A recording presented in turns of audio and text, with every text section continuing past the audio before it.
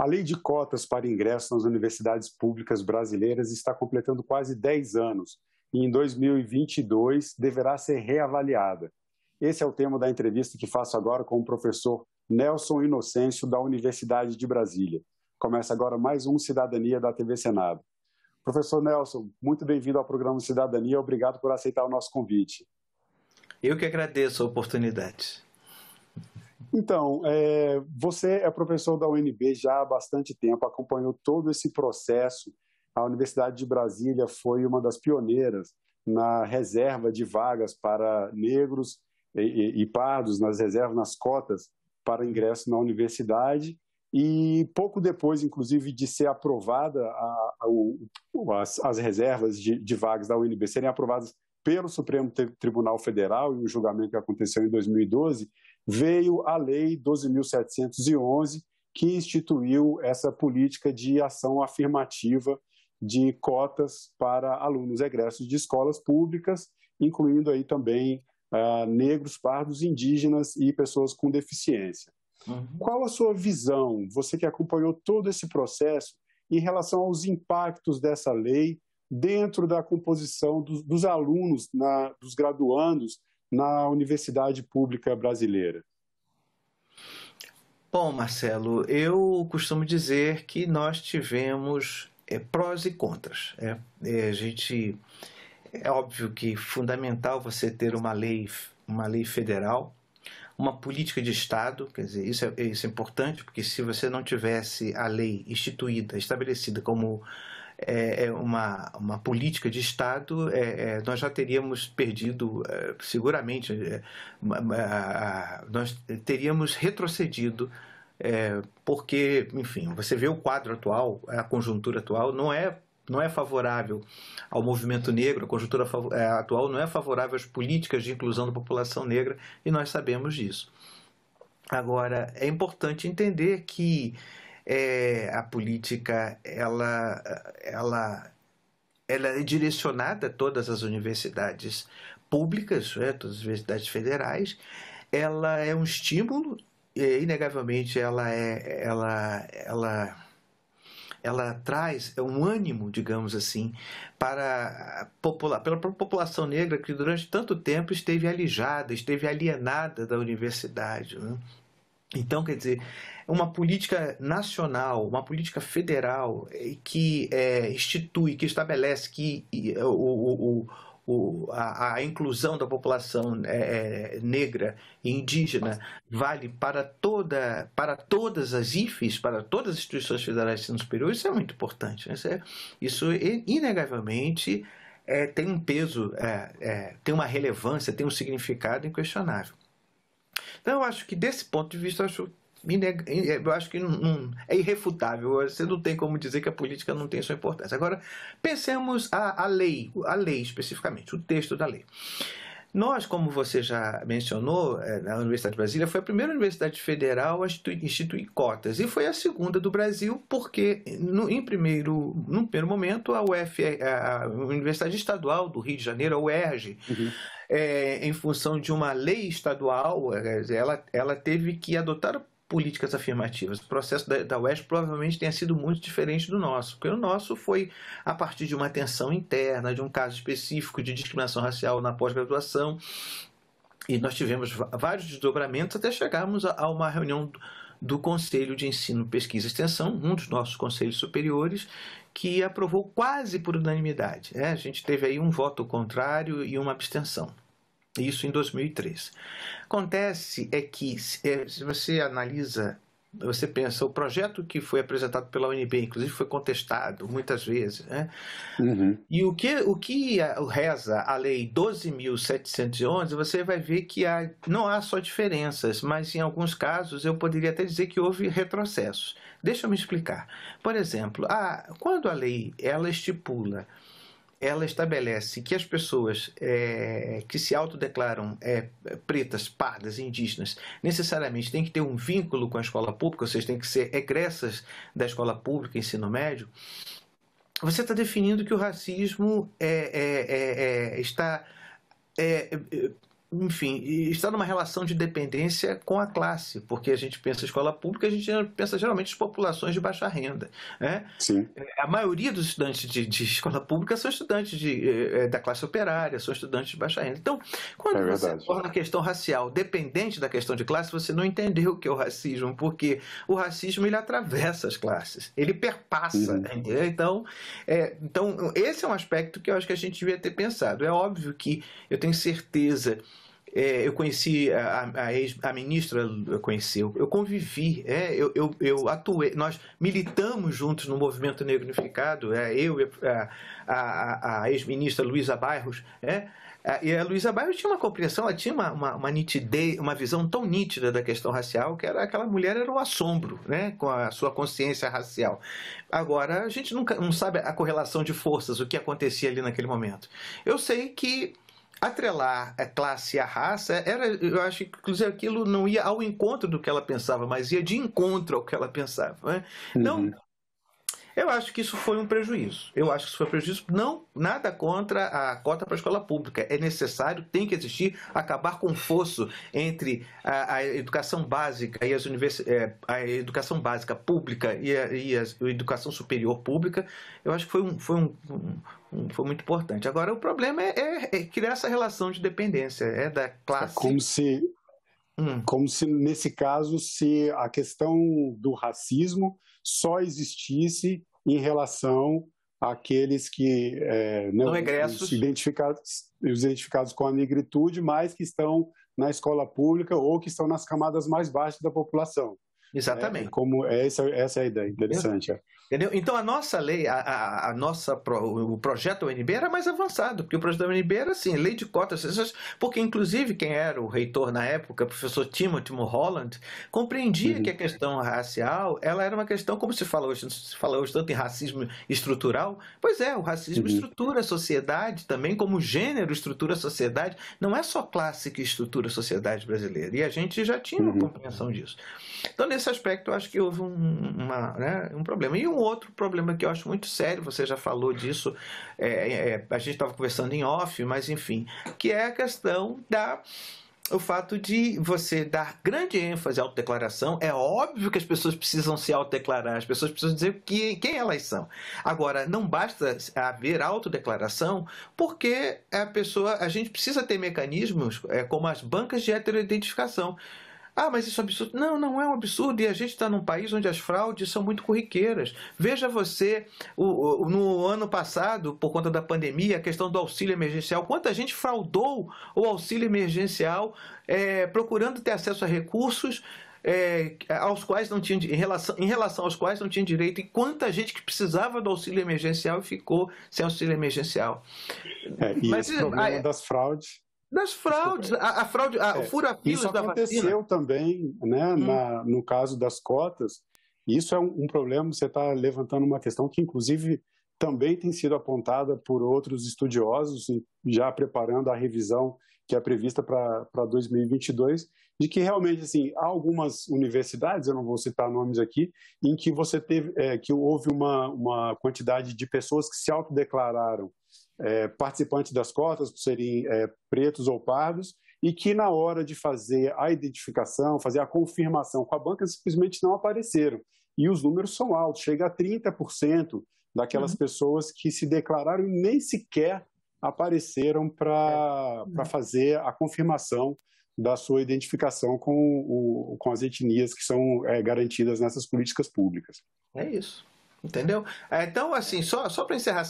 Então, quer dizer, você tem fraude no auxílio emergencial. Teve os fura-filas da vacina, gente que não precisava, que podia ter aguardado, mas que... Né? Então, nosso país é muito curioso. As pessoas fazem discurso contra a corrupção, mas elas não entendem que a corrupção faz parte de uma prática cultural no Brasil histórica. Então, as pessoas se habituaram a isso. E, contraditoriamente, elas estão falando... Muitas pessoas dizem que são contra... Várias parcelas da sociedade se colocam contra a corrupção, mas não entendem que determinadas práticas também são práticas corruptas, né? Então, acho que isso é muito delicado. Então, assim, eu acho que esses dois aspectos, assim, os prós e os contras, né? Uhum. porque é importante uma lei federal. Uma lei é uma política de Estado. Isso é fundamental. O problema é que o texto deixa, enfim, ele é limitado nessa questão de raça e classe, porque o racismo é o racismo. O racismo ele opera em todas, ele atravessa, como eu já disse, todas as classes sociais, né?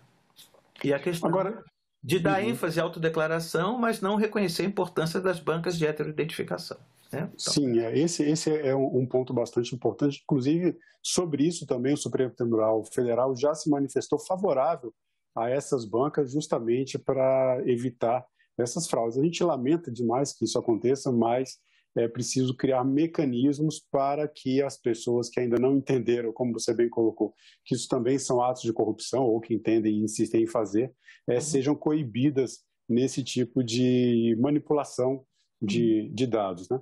Agora, dentro da discussão, quando a lei ainda estava para ser aprovada, quando as cotas da Universidade de Brasília estavam sendo questionadas no Supremo Tribunal Federal, havia um argumento de que com essa política de cotas, com essa política afirmativa, poderia haver um tensionamento dentro das universidades entre alunos cotistas e não cotistas. Os números mostram que realmente a presença de pretos e pardos, indígenas e pessoas com deficiência, que são todos abarcados pela lei, dentro das universidades aumentou bastante desde o início dessas políticas de ações afirmativas até os dias de hoje.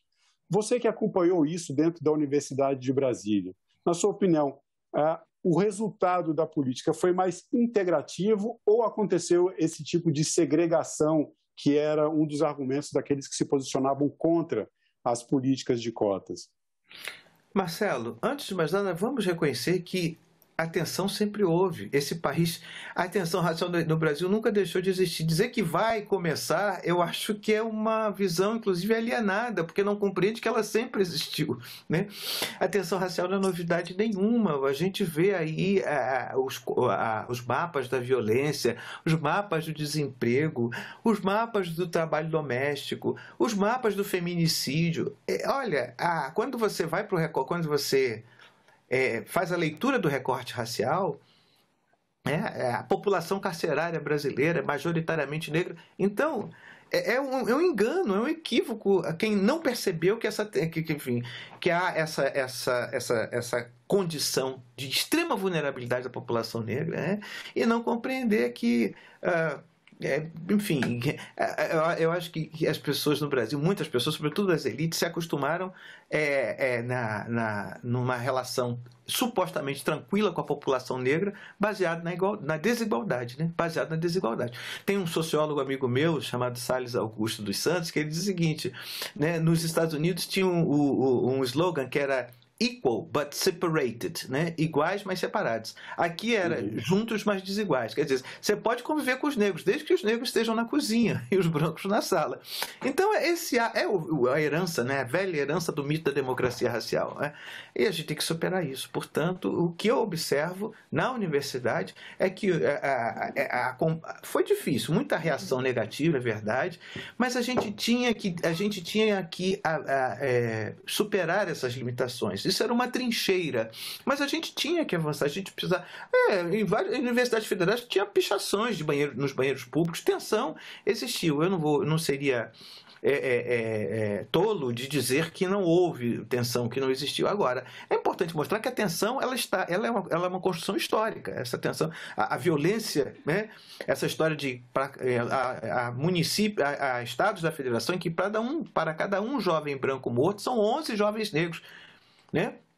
Se isso não gera uma tensão, meu Deus, o que vai gerar uma tensão, né? Então, uma tensão racial que eu estou falando.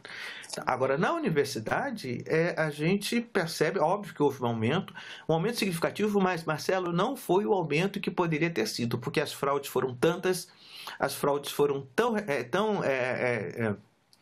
Alô? Você caiu. Sim, tô aqui, não, As fraudes foram tão significativas que isso significou um prejuízo enorme para o público-alvo, para a população negra. Tanto que eu acho que, ao invés de concluir a política, a gente tem que potenciar a política, percebe? Fazendo uma reparação dentro da política de ações afirmativas. Porque muitas pessoas brancas ou pessoas que não têm o fenótipo negro se beneficiaram da política. E é preciso que justiça seja feita em relação a isso. Né? O fato de você não considerar as bancas de heteroidentificação causou enormes danos à política de inclusão da população negra. Agora, no que diz respeito ao acesso à universidade, isso está sendo fundamental. Até mesmo para as universidades, que agora você tem um contingente negro que ainda não é aquilo que a gente gostaria, mas que está crescendo, você vai, por exemplo, os institutos, faculdades, os departamentos, institutos, faculdades, vão aprender a lidar, inclusive, com as demandas da população negra. Por exemplo, os nossos currículos continuam muito eurocêntricos. E que você entra na universidade hoje e você vai continuar, então, estudando o quê? Que só o mundo ocidental foi capaz de produzir conhecimento? Você chegou num ponto que é uma outra pergunta que eu ia fazer, até uma pergunta que eu confesso é um pouco difícil de elaborar de uma forma, trazer isso de uma forma fácil para as pessoas entenderem. É justamente isso. A gente teve um aumento, né? Quer dizer, as políticas públicas de ações afirmativas tiveram esse resultado positivo, são estatísticos os dados. A presença de negros e pardos indígenas nas universidades aumentou, o desempenho desses alunos cotistas é igual, não tem diferença com os alunos não cotistas, mas daí entra o que seria uma segunda fase, que é justamente esse ponto. Essas políticas, elas abrem caminho para a legitimação dos saberes tradicionais, dos conhecimentos ancestrais, dos valores da negritude, como forma também de produção de conhecimento científico, que é justamente esse ponto que você colocou. Como você vê essa questão? Eu acho que não há como, assim, quer dizer, se bem que a história a gente não tem garantia nenhuma, né, Marcelo? A história é feita de altos e baixos, o futuro, a gente não tem garantia nenhuma de que o futuro será melhor do que o presente, mas a gente luta para que o futuro seja, de fato, melhor do que o presente. Mas a minha expectativa é de que a universidade, de fato, ela compreenda. A UNB foi uma universidade, sobretudo a UNB, né, foi uma universidade criada em 62, com a perspectiva de ser uma universidade inovadora, né? E ela, quer dizer, ela nasceu com essa missão de inovar, e inovar sempre, né? Eu acredito que, assim, que há uma relevância muito grande no sentido de que a gente consiga acessar outros conhecimentos, que a gente consiga acessar outros saberes. A Universidade de Brasília, por exemplo, está há alguns anos, trabalhando num processo de internacionalização, que é trazer mais professoras e professores estrangeiros. Só que a gente precisa entender, como estrangeiro, não só aqueles docentes das grandes universidades do mundo hegemônico, né? Do mundo dos Estados Unidos, do Canadá, da Europa, ou da Europa. Do conhecimento. Olha, eu posso ter um professor peruano, uma professora chilena que seja fundamental para a minha formação. Eu posso ter uma professora senegalesa, uma professora nigeriana, um professor da África do Sul, na sala de aula aqui no Brasil, que seja fundamental para a minha formação, trazendo os seus saberes, trazendo os seus conhecimentos. Isso é universidade, no sentido lato, no sentido vasto, entendeu? Agora, é isso, quer dizer, a gente está aí com esse desafio hoje. Por exemplo, a Lei 10, não é mais Lei 10.669, depois virou 11.635, que alterou a Lei de Diretrizes e Bases. Ora, os estudantes que formam em licenciatura, que terminam a licenciatura, eles têm que estar capacitados e capacitadas para lecionar, para dar esses conteúdos em sala de aula. Se ele não tiver, é um problema, quer dizer, não adianta ficar jogando essa responsabilidade para outrem. Isso é uma demanda urgente, e a universidade tem muito a ver com isso. A universidade precisa formar essas futuras e futuros professores que na educação básica vão trabalhar com esses conteúdos. Não de forma folclórica, não de forma caricata, não é verdade? Porque é assim que têm sido tratados indígenas e negros. Então, a gente, no âmbito da educação, acho que nós estamos ainda num aspecto, numa abordagens muito superficiais, e não dá, entendeu? Agora, existe, entendeu? Existe toda uma correlação, um encadeamento, uma correlação da universidade com a educação básica. Este é o momento, esta é a hora. Entendeu?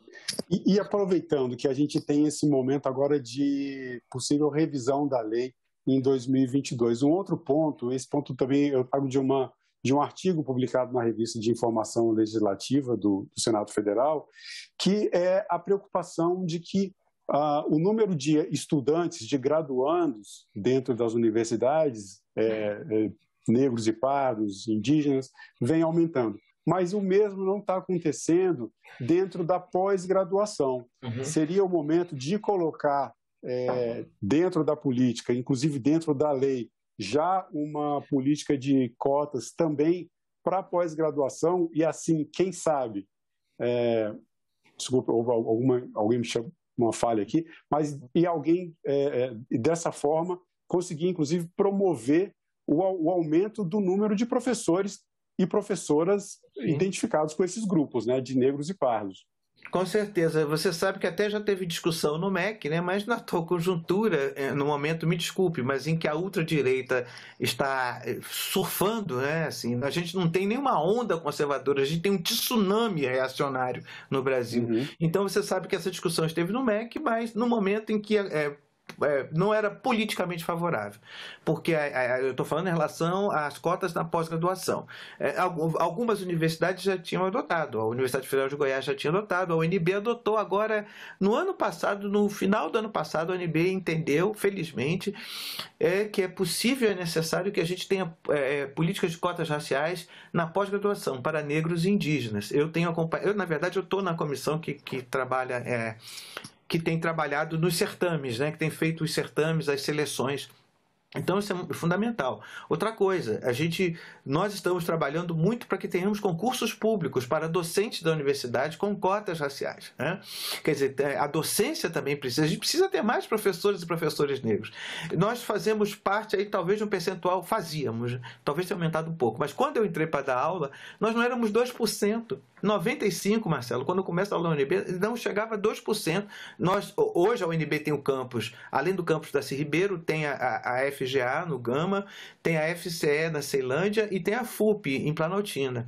Mas mesmo, e olha, a UNB tem turmas, por exemplo, no caso da LEDOC, que é Educação para o Campo, que são turmas constituídas basicamente pelos quilombolas do Calunga, né? Lá do Quilombo Calunga. Então, essa questão de representação é muito importante, né? Como é que você tem uma universidade, por exemplo, que tem turmas quase todas, no caso da Federal de Planaltina, constituídas de pessoas quilombolas, e, por outro lado, você quase não tem professores negros na universidade. Então, este é outro desafio, que é promover, realizar concursos públicos de modo que você consiga incluir na seleção a cota racial. Agora, só te dizer uma coisa que eu acho que é importante. Houve um aumento significativo, mas este aumento também não é do tamanho que muitos imaginam. Por exemplo, a Andifes, que é uma organização dos dirigentes de instituições federais de ensino superior, fez uma pesquisa dizendo que a população negra já é a maioria nas universidades. Isso não corresponde à realidade. Me desculpe, sabe por quê? Porque eles estão tomando como base somente a autodeclaração. Pela autodeclaração, é possível que se acredite nisso, mas nós sabemos que a burla, a fraude, ela foi tão gigantesca que não tem como mensurar. A UNB cancelou 15 matrículas e suspendeu e cassou 2 diplomas, porque a gente está tão exaustivo, tão cansativo, e essa coisa dos estudantes denunciando, que a universidade teve que se posicionar. A UNB se posicionou na gestão da professora Márcia Abraão, que que entendeu a importância, mandou compor,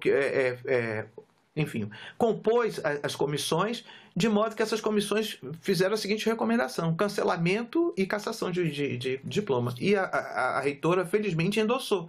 Agora, aquilo é parte da história, porque o restante que ficou para trás...